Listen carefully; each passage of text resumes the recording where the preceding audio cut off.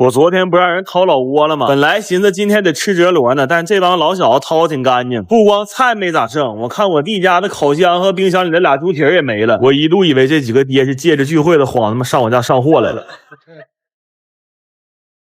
我以前觉得切蒜苗的声挺治愈，但现在它也治不住我了。我打算等会儿炒蒜苗的时候烹点云南白药，我这火上的可太他妈大了。汗毛给我燎掉了。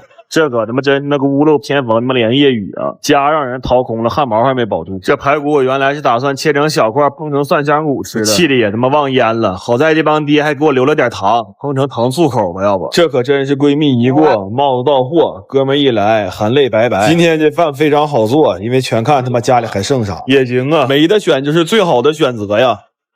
家里剩的就整出这么几个玩意儿：蒜苗炒肉又炒蛋、炒豆角塞、尖椒酿肉、糖醋小排骨，还有昨天因为烫没拿走的 ST。我们哥俩今天只能吃这些玩意儿了，当他妈减脂餐吃吧。去你！我的妈呀！我一看这个小烟冉冉升起，我就感觉到回来了，全都回来了。东北人可以一辈子不吃爱情的苦，但是他3天不吃烧烤，他马上抠眼珠子。而且你别管烤啥，烤上就行。我现在觉得这个炭烤的都挺有食欲。我这手又有点犯毛病了，找了2个大手外援，给他拿了一瓶烧烤快乐水，先溜溜须。我说等一会儿这个生蚝、腰子、韭菜啥的，先往我这桌上一上啊。真的，我是发现了，普通人烤串废料，大手烤串废肺，这肺活量不行，真来不了这个。我还发现海鲜进入东北可能有10000种方法，但它的离去只有一种方法，就是加点蒜蓉给你烤的梗梗啾啾的。不管你是帝王蟹还是小蚬子，在烧烤面前众鲜平等。我必须得再说一次，我们家烤的跟点似的这个烧饼，原来家里来人，我爸都是先介绍我，后来看我实在没啥出息了，研发出这个烧饼替代我。完这一小子老抢我生蚝，我实在没忍住，我又给他1签子。你看看我一共才吃了几个呀？给他撵一边吃蒜去了，那吃肉不吃蒜，香味少一半吗？要说跟烧烤最配的，还得是这个望山楂，酸酸甜甜的，加点冰块，这一口多带劲呢！而且还气泡果汁儿，你不管吃多肥多腻的，一个大格全给你解决掉啊！关键它还有个说法，就这个瓶的插花叫望桃花。一听说望桃花，你瞅这俩抢的。今天还烤了点板筋、茄子、干豆卷，像这种烤的直冒黄瓤汤的蚕蛹，我一般都是5串起。这种皮儿都烤的脆脆的大虾，我一般都是先问价。我们吃完了，正研究上哪洗澡去的时候，我爸在后面嗷嗷一嗓子：“再给我来2串腰子！”我当时就觉得我爸必将为这荒诞的世界留下点什么，我说给你起个笔名吧，人间大安排。我最近听说又有人冒充我卖东西了。微博上那个号已经找官方的运营处理了，然后之前百度和微信小程序上也有卖的，但这些都不是我的号。我现在自己发片的号是抖、快、红、币，那这么一折腾，估计微博也得开号了。但朋友们切记啊，就是哪怕是你从小一起光腚长大的亲二姨跟你说我能买着狗送自己做的吃，你也别信。我们自己做那个玩意儿，大伙都不够分的，就别说出去卖了。但是我丑话说在前头啊。要是有一天我卖的情况下，你可别不买呀！我最近特别好奇那种细如发丝的龙须酥是怎么做出来的，所以我买了100多斤糖，我想在家体验一下这个过程。然后做之前我看了1宿教程，我当然感觉我厉害透了，甚至我觉得这玩意儿都没有小时候翻绳难。结果干上之后，那翻车都要翻出花来了，那糖不少软了就少硬了，甚至有一单我那糖拉着拉着还给我弟头发粘一起。好家伙，正值正月，他头发赶上这么大个节，这事儿我想想都替我爸感到后怕呀。后来在做的过程里啊，我们一直在失败，甚至一度熬糖的速度都赶不上我们失败的速度了。关键这玩意儿它没法通过结果倒推过程，就是失败了之后，我们不知道因为什么而失败的。换句话说，就是我们知道错了，但不知道错哪儿了。后来我去问了问我姑，我记得他2年前就做成过，他在一些细节上帮我们进行了校正，同时让我明白了很重要的一环是拉糖时候的温度。这个温度虽然没有具体数值，但是可以通过一些行为给它具象化，就是拉糖的时候，只要它足够把手烫得通红，那这事儿基本就成一半了。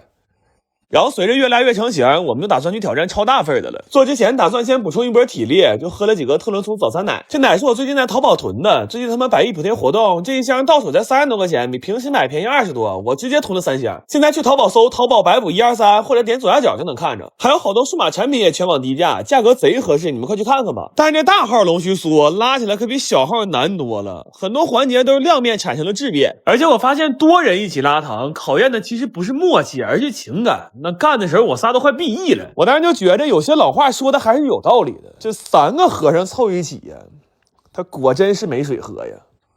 后来我们在长达30多个小时的失败里边，终于找到了一些技巧。这回拉完之后，那龙须酥真是要比头发丝还细了。然后为了好吃，我们还加了点坚果碎，这吃着跟小时候在街边买的简直一模一样。不过想想也挺神奇，平时我都能看人在夜市拉，从来没想过这玩意儿居然自己在家也能拉。后来其实我又尝试了很多次，我试图能找到一些可以量化的标准，但成功的概率非常低。所以最后我总结为，只要不是老师傅干这个，那想成功的办法只有一个，就是撞大运。而且这个东西吧，其实不太适合在家做。我们做完了之后，那屋里跟喷过灭火器似的。完了晚上洗澡的时候，居然还洗出一身欠来，你说这你受得了吗？这个。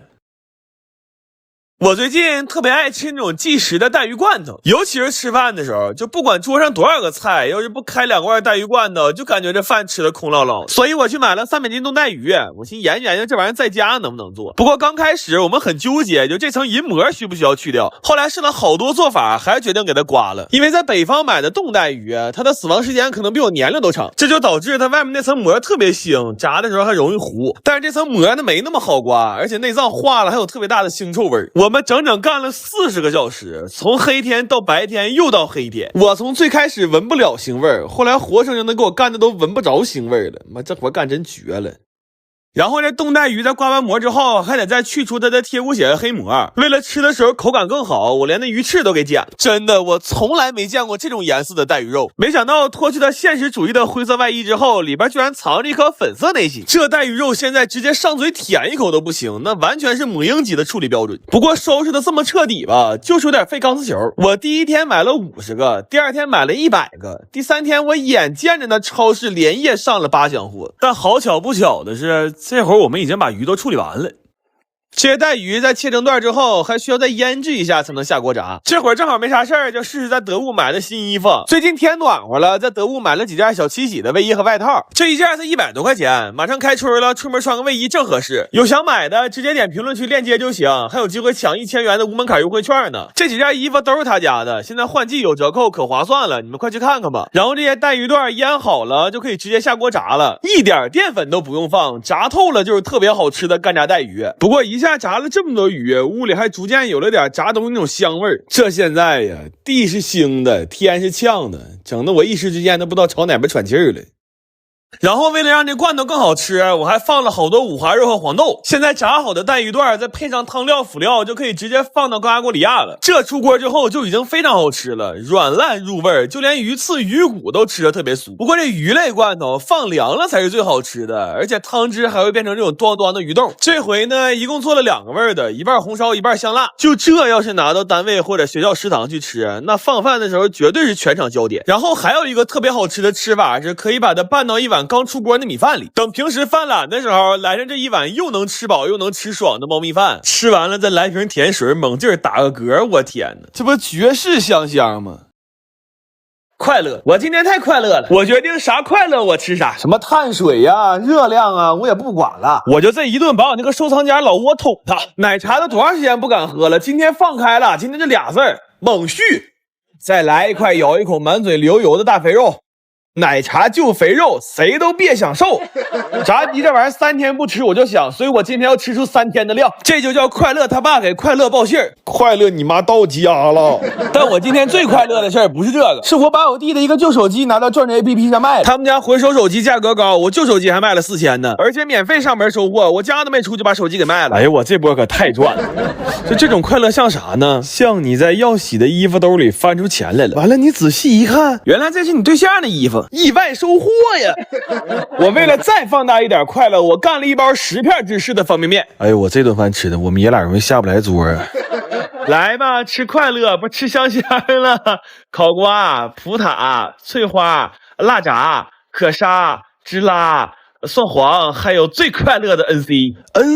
对 ，NC 的快乐就是 NC。我弟今天吃的也挺快乐，他还跟我频频快乐碰杯。但我现在心里就盘算着一个事儿，就是他家这个座机能不能让转转卖了呢？